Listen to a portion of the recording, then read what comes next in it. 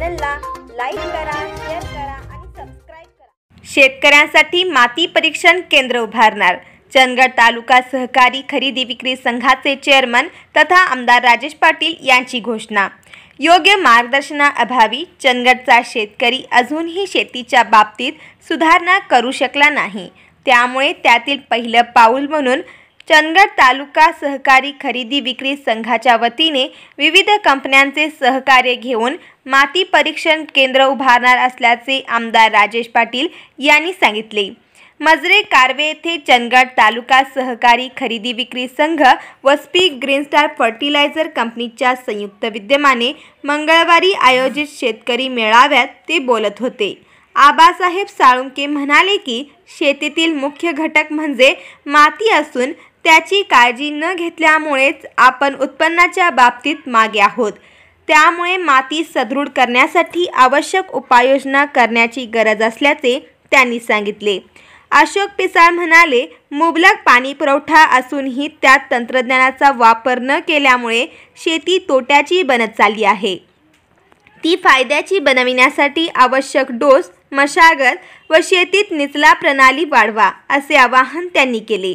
यावेळी कंपनीचे अधिकारी बसवराज मलासुरे, शिवराज पुंतलवार, प्रवीण ऐनावले, उमेश पाटील यांच्यासह संघाचे व्हाईस चेअरमन तानाजी गडकरी, संचालक परशुराम पाटील, व्यवस्थापक SY पाटील, पांडुरंग बेनके यासह संघाचे कर्मचारी, शेतकरी मोठ्या संख्येने उपस्थित होते। प्रास्ताविक जानबाद चौगुले यांनी केले तर आभार राहुल खरुसकर यांनी मानले। गरजेचं आहे आणि त्या दृष्टिकोनातून तुम्ही जर त्यांनी सांगितलेलं सर्व मार्गदर्शन तत्परपणे जर अवलोकन केलं, आज मला वाटत नाही कोण 5 फुटाची सरी किंवा 4 फुटाची सरी, थोडेफार मला वाटतं 10-20% शेतकरी आज 4 फुटाची सरी किंवा 5 फुटाची सरी सोडत असतील, नाहीतर आपल्याकडे 1.5 आणि 2-3 फुटाच्या सऱ्या आहेत आणि जास्तीत जास्त आपण किती कांड्या पेरल्या आणि त्यातनं किती फुटवे येतात त्याच्यावरती आपलं टनेज वाढते। अशा दृष्टिकोनातून आपण त्या जे काय लागण करता त्यामुळं ज्या गोष्टी आपण शिकायला पाहिजे, ज्या गोष्टी आपण ऐकायला पाहिजे, ऐकण्यापेक्षा बाहेर जाऊन उभा केलेली मंडळी जास्त आहे, त्यांना चिंता असेल जेवण मिळेल काय नाही। नक्की सर्व शेतकऱ्यांना इथं आलेल्या सगळ्यांच्या जेवणाची व्यवस्था केलेली आहे, पण कृपा करून जे तुमच्यासाठी महत्त्वाचं आहे ते ऐकण्याचं तुमच्यामध्ये जरा कुठेतरी आपल्यामध्ये सुद्धा ते सर्वांनी आत्मसात करणं ही काळाची गरज आहे। आज तुम्हा सर्व शेतकऱ्यांसाठी म्हणून तुमच्या या विभागाचा आमदार म्हणून कायमपणे कोल्हापूर जिल्हा मध्यवर्ती सहकारी बँकेच्या वतीनं तुम्हाला पीक कर्ज असेल, मुदत कर्ज असेल, तुमचं खावटी कर्ज असेल देण्याचं प्रोव्हिजन केलेलं आहे।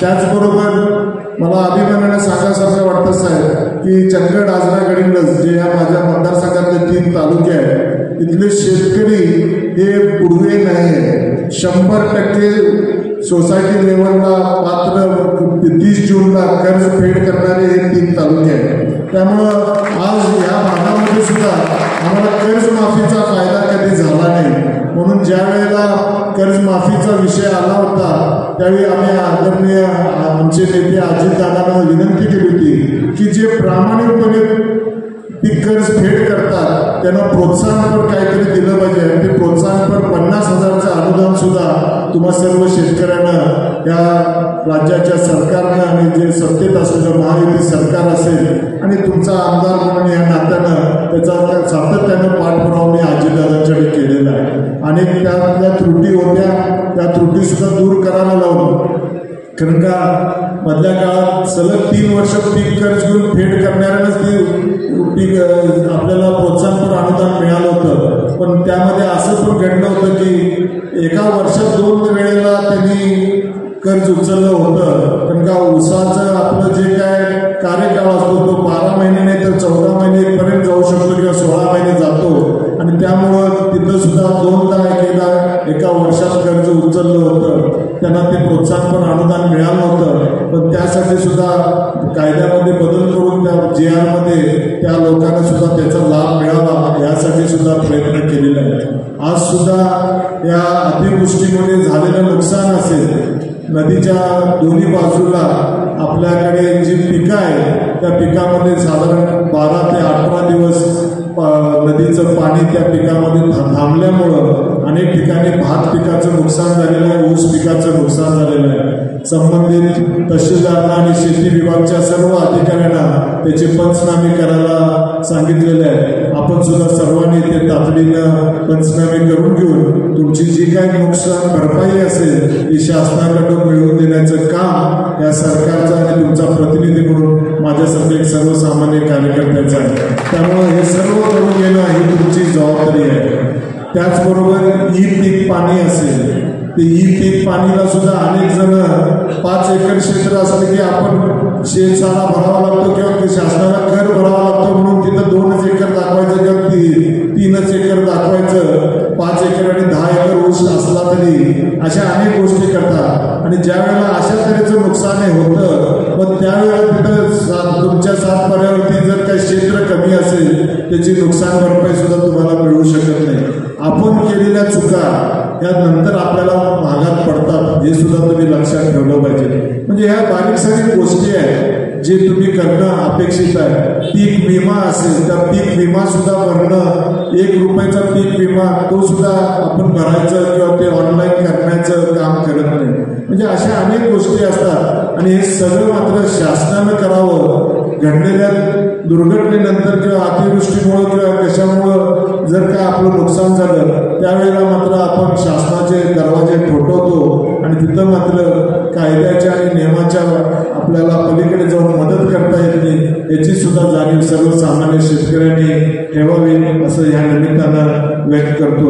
आज बऱ्याच दिवसानं आपल्या सर्वांना भेटण्याची संधी स्पीक कंपनीच्या माध्यमातून आणि संघाच्या माध्यमातून मला लाभली. त्याबद्दल मी स्पीक कंपनीचे आपले डायरेक्टर नारायण साहेब आणि त्यांच्या सर्व टीमचे मनापासून आभार मानतो आणि आपण सर्वजण संघाच्या विनंतीला मान देऊन आपण एवढ्या संख्येनं आपण सर्वजण आला त्याबद्दल तुमच्या सर्वांचे आभार मानतो.